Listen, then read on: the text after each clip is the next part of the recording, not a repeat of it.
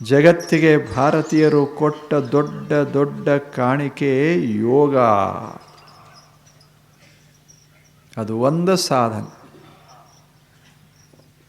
ಎಲ್ಲವನ್ನ ಸಾಧಿಸುವಂಥ ಅದ್ಭುತ ಸಾಧನ ಅದು ಯೋಗ. ಮನುಷ್ಯನ ಬದುಕ ಇರೋದೇ ಯೋಗಕ್ಕಾಗಿ. ಅದು ಸಾಧಿಸಿಕೊಡ್ತದೆ ನಾವೇನು ಬಯಸ್ತೇವೆ ಅದನ್ನು. ಆದ್ದರಿಂದಲೇ ನಾವು ಅದಕ್ಕೆ ಸಾಧನೆಗೂ ಯೋಗ ಅಂತೇವೆ. ಏನು ಸಾಧಿಸಿ ಕೊಡ್ತದಲ್ಲ ಅದಕ್ಕೂ ನಾವು ಯೋಗ ಅಂತ. ಶಿವಯೋಗ, ಶಿವನನ್ನು ಸಾಧಿಸಿಕೊಟ್ರೆ ಶಿವಯೋಗ. ಶಾಂತಿಯನ್ನು ಸಾಧಿಸಿಕೊಟ್ರೆ ಶಾಂತಿ ಯೋಗ. ಇಲ್ಲವೇನು? ಧನವನ್ನು ಸಾಧಿಸಿಕೊಟ್ರೆ ಧನಯೋಗ. ಹೀಗೆ ಯಾವುದನ್ನು ನಾವು ಪಡಿತೇವೆ ಅದು ಪಡೆಯೋದು ಯೋಗವೇ. ಆ ಪಡೆಯೋದಕ್ಕಾಗಿ ಏನು ಸಾಧನ ಮಾಡ್ತೇವೆ ಆ ಸಾಧನೆಯೂ ಯೋಗವೇ. ಆದ್ದರಿಂದ ಯೋಗ ಇದು ವ್ಯಾಪಕ. ಇದು ನಡೆಯೋದು ಯೋಗ, ಏನನ್ನು ನಡೆದು ಮುಟ್ಟುತ್ತೇವೆ ಅದು ಯೋಗ. ಜೀವನ ಒಂದು ಅದ್ಭುತವಾದಂಥ ಯೋಗ ಅಂತೆ ವ್ಯಾಸ ಮಹರ್ಷಿ. ಇದೊಂದು ಯೋಗ. ಇದು ಇಡೀ ಇತಿಹಾಸದೊಳಗೆ ನಾವು ನೋಡ್ತೇವೆ. ಏನು ಮಾಡಿದರು, ದೊಡ್ಡವರೇನು ಮಾಡಿದರು, ಏನಿಲ್ಲ. ಹಿಂಗೆ ಸಣ್ಣವರಾಗೇ ಬಂದರು, ದೊಡ್ಡವರಾಗಿ ಬಿಟ್ರು ಅಷ್ಟೇ. ಅದೇ ಯೋಗ. ಅದೇ ಯೋಗ. ಮಹಾತ್ಮ ಗಾಂಧಿ ಹೆಂಗೆ ಬಂದರು, ಅವರು ಎಲ್ಲರಂಗೆ ಬಂದರು. ಅವರು ಒಂದೊಂದು ಸಲ ನಪಾಸಾಗೋ ಹಂತಕ್ಕೆ ಬಂದರು. ಏನೆಲ್ಲ ಸ್ವಲ್ಪ ತಪ್ಪು ತಡೆಗಳನ್ನು ಮಾಡಿದರು. ಕೊನೆಗೆ ಹಿಂಗೆ ಬೆಳೆದರಲ್ಲ, ಜಗತ್ತ ತಲೆಬಾಗಿಸಬೇಕು ಹಂಗೆ. ಇಲ್ಲವೇ? ಆಗ ವಿನೋಬಾ ಭಾವೆ ಸಾಲಿಬಿಟ್ರು. ಒಂದು BA ಮಾಡೋಕ್ಕಾಗಲಿಲ್ಲ ಅವ್ರಿಗೆ. ಅಷ್ಟೇ, ಇನ್ನೇನಕ್ಕೆ ಮ್ಯಾಟ್ರಿಕ್ ಮುಗಿದ ಮುಂದೆ ಹೋಗೋದ್ರಾಗ ಬಿಟ್ಬಿಟ್ರು. ಆದರೆ ಏನು ಬೆಳೆದರು. ಭಾರತ ದೇಶ ಎಂದೂ ಮರಿಲಿಕ್ಕಾಗೋದಿಲ್ಲ ವಿನೋಬಾ ಭಾವೆ. ಹಂಗೆ ಬೆಳೆದರು. ಬೆಳೆಯೋದು ಭಾಳ ಮಹತ್ವದ್ದು. ಏನು ಸಿಕ್ತೋ ಅದನ್ನೇ ತಗೊಂಡು ಬೆಳೆಯೋದು. ಇದ ಸಿಗಬೇಕಂತಲ್ಲ, ಇಷ್ಟು ಇದ್ದರೆ ಬೆಳಿಬೇಕು ಅಂತಲ್ಲ. ಏನೂ ಇಲ್ಲದಿದ್ದರೂ ಬೆಳೆದವ್ರದಾರ, ಎಲ್ಲ ಇದ್ದರೂ ಬೆಳೆಯದೇ ಇರೋರದಾರ. ಇಲ್ಲೇ ಲಕ್ಷಗಟ್ಟಲೆ ಕೋಟಿಗಟ್ಟಲೆ ಹಣ ಇದ್ದರೂ ಸಹಿತ ಕುಡಿದು ಮಕ್ಕೊಂಡ್ರು ರಾಜರ ಮಹಾರಾಜರು. ಏನೂ ಗುಡಿಸಲದಾಗಿರುವಂಥ ಒಬ್ಬ ತುಕಾರಾಮ ಏನು ಸಾಹಿತ್ಯ ನಿರ್ಮಾಣ ಮಾಡಿಬಿಟ್ಟದ. ಎಂಥ ಅದ್ಭುತ ಸಾಹಿತ್ಯ ಕೊಟ್ಟು ತುಕಾರಾಮ ಹಾಡ್ಕೋತ ಹೊರಟು. ವ್ಯಾಪಾರ ಮಾಡೋಕ್ಕೆ ಬರಲಿಲ್ಲ, ಪ್ರಪಂಚ ಮಾಡೋಕ್ಕೆ ಬರಲಿಲ್ಲ. ಹೆಂಡತಿ ಬೈದರು, ಉಳಿದವರೆಲ್ಲ ಬಂಧು ಬಾಂಧವರು ಬೈದರು, ಊರು ಜನ ಬೈದರು. ಆದರೆ ಬೆಳೆದ ಏನು ಅದ್ಭುತವಾಗಿ ಬೆಳೆದ ಹೇಳಿ. ಅದು ಬೆಳಿಬೇಕದು. ಏನು ಸಿಕ್ತೋ ಅಲ್ಲೇ ಬೆಳೆಯೋದು. ನನಗಿದ ಸಿಗಬೇಕಂತಲ್ಲ, ಏನು ಸಿಕ್ತೋ ಅಲ್ಲೇ. ಅಮೇರಿಕಾದಾಗ ಹೋದ ಬಳಿಕ ಬೆಳಿಬೇಕಂದ್ರೆ ಎಲ್ಲರೂ ಹೋಗ್ಲಿಕ್ಕಾಗ್ತದೆ. 122 ಕೋಟಿ ಜನ ಹೇಳಿ. ನಾವು ಎಲ್ಲದೇವಿ ಅಲ್ಲೇ ಅಮೇರಿಕಾ, ನಾವು ಎಲ್ಲದೇವಿ ಅಲ್ಲೇ ಸ್ವರ್ಗ ನಿರ್ಮಾಣ ಮಾಡೋದು. ನಮ್ಮ ಸುತ್ತ ಮುತ್ತ ಏನು ಸಿಕ್ತೋ ಅದನ್ನು ಬಳಸಿಕೊಳ್ಳೋದು, ಅದ್ಭುತವಾಗಿ ಬೆಳೆಯೋದು. ಇದ ಯೋಗದ ಉದ್ದೇಶ. ಯಾರೂ ಸಣ್ಣವರಾಗಬಾರದು, ಬೆಳೆಯದೇ ಇರಬಾರದು. ಎಷ್ಟು ಸಾಧ್ಯವೋ ಕೊನೆ ಕ್ಷಣದವರೆಗೆ. ಇನ್ನೇನು ಸಾವು, ಇನ್ನೊಂದು ಕ್ಷಣ, ಅಲ್ಲಿವರೆಗೂ ಬೆಳಿತಾನೆ ಇರೋದದ. ಇದು ಯೋಗದ ಉದ್ದೇಶ. ಬೆಳಿಬೇಕು. ಅದಕ್ಕಾಗಿ ಯೋಗಗಳು, ಎಲ್ಲ ಯೋಗಗಳು ಅಷ್ಟೇ. ಯಾವ ಯೋಗ ಶ್ರೇಷ್ಠ ಅಲ್ಲ, ಯಾವ ಯೋಗ ಕನಿಷ್ಠ ಅಲ್ಲ. ಎಲ್ಲ ಯೋಗವೂ ಜೀವನಕ್ಕೆ ಅವಶ್ಯ. ಬ್ಯಾಡೇನು ಕೆಲಸ ಮಾಡೋದು, ಬ್ಯಾಡೇನು ಅದ ಕರ್ಮಯೋಗ. ಚಲೋ ಕೆಲಸ ಮಾಡೋದೇ ಕರ್ಮಯೋಗ. ಇಲ್ಲೆಷ್ಟು ಚಂದ ಹೂವು ತಂದಿಟ್ಟಾರೆ. ಎಷ್ಟು ಸುಂದರವಾಗಿ ಅದನ್ನು ಬೆಳೆಸ್ಯಾರ. ಮೊದಲು ಅದನ್ನೆಲ್ಲ ತಗೊಂಡು ಬಂದು ಹಿಂಗೆ ಹೊಂದಿಸ್ಯಾರ. ಇಲ್ಲೇ ಇದನ್ನು ಮುಟ್ಟಬಾರ್ದು, ಅಷ್ಟು ಚಂದ ಹೊಂದಿಸ್ಯಾರ. ಇದು ಕರ್ಮ, ಇದ ಯೋಗ. ಹಿಂಗೆ ಒಗೆದು ಹೋಗಿದ್ರೆ ಅದೇ ಕರ್ಮ. ಅದ ಹೆಂಗೆ ಇಟ್ಟಾರೆ ಅದನ್ನು ನೋಡಿದರೆ ಆನಂದ ಆಗಬೇಕು. ಕೆಲಸ ಮಾಡೋದು ಸರಿ, ಆದರೆ ಅದನ್ನು ಆನಂದ ಆಗುವಂಗೆ ಕೆಲಸ ಮಾಡ್ತೇವಲ್ಲ, ಅದ ಯೋಗ. ಅದು ಕರ್ಮಯೋಗ, ಆನಂದ ಯೋಗ. ಮಾಡಬೇಕು, ಏನೇ ಮಾಡೋಣ ಚಂದ ಮಾಡೋದು. ಒಂದು ಈಗ ನೀವು ಚಪ್ಪಲ್ ತಂದಿರಲ್ಲ, ಎಷ್ಟು ಚಲೋ ಚಲೋ ಸಾದಾ ಚಪ್ಪಲ್, ಎಂಥವು ಬಿಟ್ಟು ಆದರೂ ಯಾರೂ ಒಯ್ಯಬಾರ್ದು. ಹಂಗೆ ಲಗ್ನಕ್ಕೆ ಹೋಗುವಾಗ ಇಂಥವು ಒಯ್ತಾರೇನು? ಎಷ್ಟು ಮಜಾ ಅದು. ಹೆಂಗೆ ಇಟ್ಟಿರಿ, ಎಷ್ಟು ಮಜಾ. ನಿಶ್ಚಿಂತವಾಗಿ ಚೆಂದಾಗಿ ಇಟ್ಕೊಂಡಿರಿ. ಹಿಂಗೆ ಒಗದಿಲ್ಲ, ಚೆಲ್ಲಾಪಿಲ್ಲಿ ಒಗದಿಲ್ಲ. ಇದೇ ಯೋಗ. ಚೆನ್ನಾಗಿಡೋದೇ ಯೋಗ. ಏನು ಮಾಡ್ತೇವೆ ಅದನ್ನು ಸರಿಯಾಗಿ ಮಾಡೋದು, ಅದನ್ನು ಚಂದ ಮಾಡೋದು, ಅದು ಯೋಗ.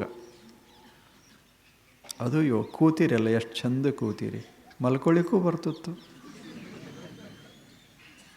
ಇಲ್ಲವೇ? ಕಾಲು ಚಾಚ್ಕೊಂಡು ಆರಾಮಾಗಿ ನನ್ನ ಕಡೆ ನೋಡ್ಬೇಕಂತಾರೆ. ಎಲ್ಲದು ಕಿವಿ ಕೇಳಕ್ಕೆ ಮುಖ ಹಾಕಬೇಕಾಗ್ಯದ ಅದಕ್ಕೆ. ಆದರೆ ಹಾಗಿಲ್ಲ, ಎಷ್ಟು ಪ್ರಸನ್ನ ಆಗಿದ್ದೀರಿ, ಚೆಂದಾಗಿ ಕೂತ್ಕೊಂಡಿರಿ, ಆನಂದದಿಂದ ಕೂತೀರಿ. ಇದು ಬಹಳ ಮಹತ್ವ. ಇದು ಯೋಗ, ಜೀವನ ಯೋಗ. ಇದರಿಂದ ಯಾರಿಗಾರೆ ತಾಪ ಆಗ್ತದೆ ಹೇಳಿ? ಇಷ್ಟು ಚಲೋ ಹೀಗೆ ತಾವು ಕೂತಿದ್ದನ್ನು ನೋಡಿದರೆ ಯಾರಿಗೆ ತಾಪ ಆಗ್ತದೆ? ಚಲೋ ಒಂದಿಷ್ಟು ಕೆಲಸ ಮಾಡಿದರೆ ಯಾರಿಗೆ ತಾಪ? ಬ್ಯಾಡಂತ ಯಾರಂತಾರ ಹೇಳಿ? ಇಲ್ಲಿ ಕಸ ಹೊಡೆದ್ರೆ ಕಸ ಹೊಡಿಬೇಡ ಅಂತಾರೇನು? ಕಸ ಒಗೆದ್ರೆ ಯಾಕೆ ಒಗದಿ ಅಂತಾರೆ, ತೆಗೆದ್ರೆ ಸಂತೋಷ ಪಡ್ತಾರೆ. ಕಸ ಒಗೆಯೋದೇ ಕರ್ಮ, ತೆಗೆಯೋದೇ ಯೋಗ. ಸ್ವಚ್ಛ ಮಾಡೋದು ಯೋಗ. ಅದಕ್ಕೆ ಕರ್ಮಯೋಗ ಅಂತ ಕರೆದರು. ಕೆಲಸ ಚಲೋ ಮಾಡೋದು. ಕರ್ಮ ಬದುಕು ತಕ ನಾವು ಕರ್ಮ ಮಾಡಬೇಕು. ಇವುಗಳನ್ನು ಚಲೋ ಮಾಡೋದು, ಚಂದ ಮಾಡೋದು. ಒಬ್ಬ ಒಕ್ಕಲಿಗೆ ಹೆಂಗೆ ಮಾಡ್ತಾನೆ? ಏನು ಭೂಮಿ ಹರಗ್ತಾನ, ಎಷ್ಟು ಹದ ಮಾಡ್ತಾನ, ಎಷ್ಟು ಸ್ವಚ್ಛ. ಆ ಬಳಿಕ ಒಂದಿಷ್ಟು ಬೀಜ. ಅದ ಇನ್ನು ಕೆಲವರು ಇರ್ತೇವೆ ಭೂಮಿ ಕಡೆ ಹೋಗೇ ಇಲ್ಲ, ಮತ್ತು ಆದರೂ ಸಹಿತ ಒಂಥರ ಅಲ್ಲೊಂದಿಷ್ಟು ಹೊಡೆದ, ಇಲ್ಲೊಂದಿಷ್ಟು ಹೊಡೆದ, ಅಲ್ಲಿಷ್ಟು ಮಾಡ್ದ, ಇಲ್ಲಿಷ್ಟು ಮಾಡ್ದ, ಹೋದ. ಹಿಂಗಾದ್ರೆ ಆಗೋದಿಲ್ಲದ. ಭೂಮಿ ಹದ ಆಗಬೇಕು, ಭೂಮಿ ಬೆಳೀಬೇಕು. ನಾವು ಶ್ರೀಮಂತರಾಗಬೇಕಾದ್ರೆ ನಮ್ಮ ಕೆಲಸ ಕರ್ಮಯೋಗವಾಗಬೇಕಾಗ್ತದೆ. ಅದು ಹೀಗೆ ಚಲೋ ಕೆಲಸ ಮಾಡ್ಕೋತಿರೋದು ಕರ್ಮಯೋಗ. ಚಲೋ ಮಾತುಗಳನ್ನು ಆಡ್ಕೋತಿರೋದು ವಾಗ್ಯೋಗ. ಅದು ಬಹಳ ಅದ್ಭುತ. ಅದೇ ಕೆಡಿಸೋದು. ಮಾತು ಯೋಗ ಆಗದೇ ಇದ್ದರೆ ಜಗತ್ತು ಕೆಡಕ್ಕೆ ಶುರುವಾಗ್ತದೆ. ಚಲೋ ಮಾತುಗಳು, ನಾಲಿಗೆದ ಅಂತ ತಿಳ್ಕೊಂಡು ಸಿಕ್ಕದ್ದು ಮಾತಾಡೋದೇನು? ನಮಗೂ ಎಲ್ಲ ಶಬ್ದ ಗೊತ್ತದಾವಂತ ತಿಳ್ಕೊಂಡು ಬೈಗಳನ್ನೇ ಬಳಸೋದೇನು ಹೇಳಿ? ಚಲೋ ಶಬ್ದ, ಯಾವ ಶಬ್ದ ಬಳಸಿದರೆ ನಮ್ಮ ನಾಲಿಗೆ ಸಂತೋಷ ಆಗಬೇಕು, ನಮಗೆ ಆನಂದ ಆಗಬೇಕು, ಕೇಳಿದವ್ರ ಕಿವಿಗೆ ಅದು ಆಪ್ಯಾಯಮಾನ ಆಗಬೇಕು, ಹಿತ ಅನ್ನಿಸಬೇಕು. ಅದು ಹಾಗೆ ಇದು ವಾಗ್ಯೋಗ, ವಚನ ಯೋಗ. ಆ ಬಳಿಕ ಉಳಿದು ಎಲ್ಲ ಬೇರೆ ಬೇರೆ ಬೇರೆ ಜಗತ್ತನ್ನು ತಿಳ್ಕೊಳ್ಳೋದದ, ಅದು ತಿಳ್ಕೊಳ್ಳೋ ಯೋಗ. ಹೀಗೆ ಅನೇಕ ಯೋಗಗಳು ಮನುಷ್ಯ. ಕೊನೆಗೊಮ್ಮೆ ಏನೂ ಹಚ್ಚಿಕೊಳ್ಳಾರ್ದಂಗೆ ಇರೋದೇ ಯೋಗ ಅಷ್ಟೇ. ಅದು ಬರ್ತದೆ ಕೊನೆಗೆ 80-90 ಆದ ಬಳಿಕ. ಅವಾಗ ಅನ್ನಿಸ್ತದೆ, ಏನಪ್ಪ 4 ದಿವಸದ ಜೀವನ, ಏನು ಮ್ಯಾಲಿದ್ರೇನು, ಕೆಳಗಿದ್ರೇನು, ಹೊರಗಿದ್ರೇನು, ಒಳಗಿದ್ರೇನು? ಮೊದಲೇ ಇದು ಅಂದಿದ್ದಂದ್ರೆ ಮೊದಲು ಒಳಗೆ ಇರಬೇಕು, ಮ್ಯಾಲೆ ಇರಬೇಕು ಅಂತ ಮೊದಲ ಅದಕ್ಕೆ ಜಗಳ ಮಾಡಿ ಮಾಡಿ ಮಾಡಿ ಭಾರಿ ಭಾರಿ ಎಲ್ಲ ಮಾಡ್ದ. ಕೊನೆಗೆ ಕಣ್ಣು ಮಂದಾದು, ಕಿವಿಗೆ ಮಂದಾಯಿತು, ಏಳಲಿಕ್ಕೆ ಬರೋಲ್ದು, ಕೂಡಕ್ಕೆ ಬರೋಲ್ದು. ಅವ್ರು ಹೇಳಿದರು, ನಿಂದು ಕೋಣಿ ಮ್ಯಾಲದ. ಆ ಕೋಣಿ ತೊಗೊಂಡು ಏನು ಮಾಡೋದು, ಕೆಳಗೆ ಕುಂಡ್ರಸು ಅಂದ. ಇವ ಮ್ಯಾಲೆ ಯಾವಾಗ ಹೋಗವ? ಹೌದಲ್ಲ? ಆವಾಗ ಶುರುವಾಯಿತು, ಏನರೇ ಕೊಡ್ರಪ್ಪ, ಮೆತ್ತ ಕೊಡ್ರಿ ಅಂದ. ಮೊದಲು ಹಂಗಿಲ್ಲ, ಇದೇ ಬೇಕು, ಇದೇ ಬೇಕು, ಇದೇ ಬೇಕು ಅಂತಿದ್ದ. ಎಲ್ಲ ಬದಲಾಕೋತ ಹೋಗೋದು. ಕೊನೆಗೆ ಏನಾಗೋದು? ಸನ್ಯಾಸ ಅಂದ ಭಗವದ್ಗೀತೆ ವ್ಯಾಸ. ಕೊನೆಗೆ ಸನ್ಯಾಸ, ಹೋಗೋ ತಯಾರಿ. ಸನ್ಯಾಸ ಅಂದರೆ ಏನಲ್ಲ, ಇರೋ ತಯಾರಿ ಬೇರೆ, ಹೋಗೋ ತಯಾರಿ ಬೇರೆ.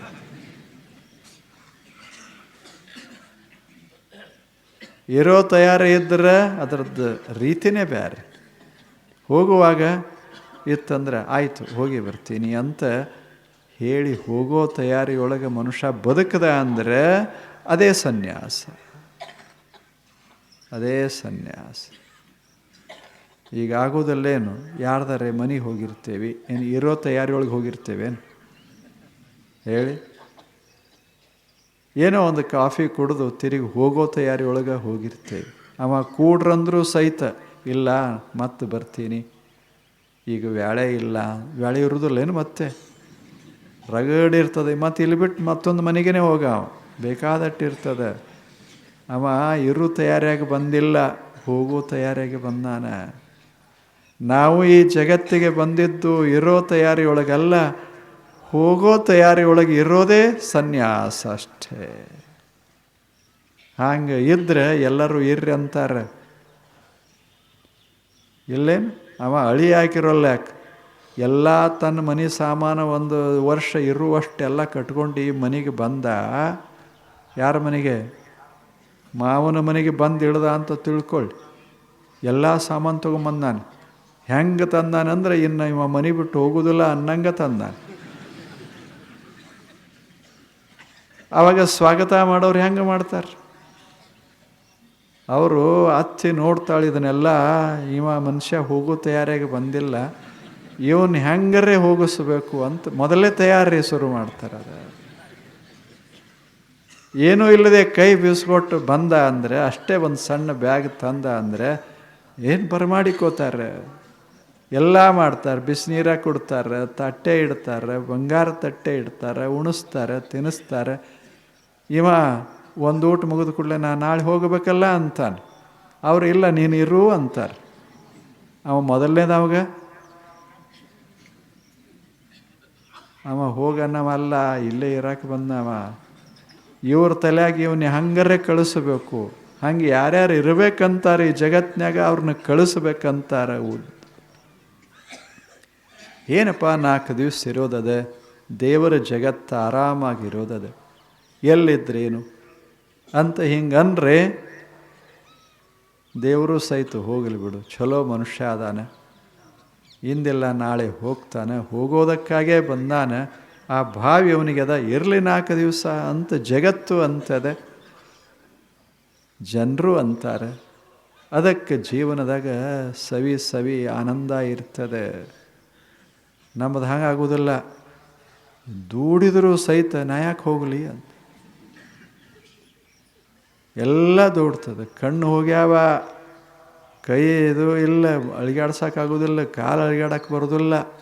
ಇವ ಹೇಳ್ತಾನೆ, ವಾಷಿಂಗ್ಟನ್ಕ್ಕೆ ಒಯ್ಯಿರಿ, ನ್ಯೂಯಾರ್ಕಕ್ಕೆ ಒಯ್ಯಿರಿ, ಮತ್ತೇನ್ರಿ ಉಪಚಾರ ಮಾಡಿರಿ ಅಂತ. 98 ಆಗ್ಯಾವ. ಇನ್ಯಾವ ಉಪಚಾರ ಹೇಳಿ? ಅದು ತಯಾರಿಯೊಳಗಿರೋದದ. ಹಾಗಿದ್ದ ಅಂದ್ರೆ ಮನುಷ್ಯ ಆರಾಮಿರ್ತಾನೆ ಈ ಜಗತ್ತಿನೊಳಗೆ. ಇದಕ್ಕೇನಂತೇವಿ? ಯೋಗ. ಇದು ತಯಾರಿಯೊಳಗಿರೋದೇ ಯೋಗ. ಇದಕ್ಕೆ ಸನ್ಯಾಸ ಯೋಗ ಅಂತ ವ್ಯಾಸ ಮಹರ್ಷಿ ಕರೆದ. ಚಲೋ ಇಲ್ಲದ ಸನ್ಯಾಸ ಎಲ್ಲರೂ ತಗೋಬೇಕು. 25ಕ್ಕಂತಲ್ಲ ನಾ ಹೇಳೋದು, 75ಕ್ಕರೇ ತಗೋಬೇಕು. ಇನ್ನು ಎಷ್ಟು ದಿವಸ ಇರೋದರೇ ಎಷ್ಟು ದಿವಸ. ಮತ್ತು 75ಕ್ಕೆ ಸನ್ಯಾಸ ತೊಗೊಂಡ್ರೆ ಹೋಗೇ ಬಿಡ್ತಾನಂತಲ್ಲ, ಹೆಚ್ಚು ದಿವಸ ಇರ್ತಾನೆ. ಯಾಕೆ? ಸನ್ಯಾಸ ಭಾವ ಬಂತಂದ್ರೆ ಈರನ್ನಕ್ಕೆ ಶುರು ಮಾಡ್ತಾರೆ. ಅದ ಜಗತ್ತು ಹಂಗದೆ. ಹಾಗೆ ಬದುಕಬೇಕು ಮನುಷ್ಯ. ಎಲ್ಲೇ ಇರಲಿ, ಮನ್ಯಾಗಿರಲಿ, ಹೊರಗಿರಲಿ, ಸಮಾಜದಾಗಿರಲಿ. ಈತ ಹೋಗೋ ಮನಸ್ಸದ ಇವನಿಗೆ, ಹೋಗೋ ತಯಾರಿದೊಳಗದಾನಂದ್ರೆ ಯಾರೂ ಕಳಿಸೋದಿಲ್ಲ. ಹಂಗೆ ನಾವು ಬಾಳೋದು, ಬದುಕೋದು, ಇದು ಸನ್ಯಾಸ ಯೋಗ.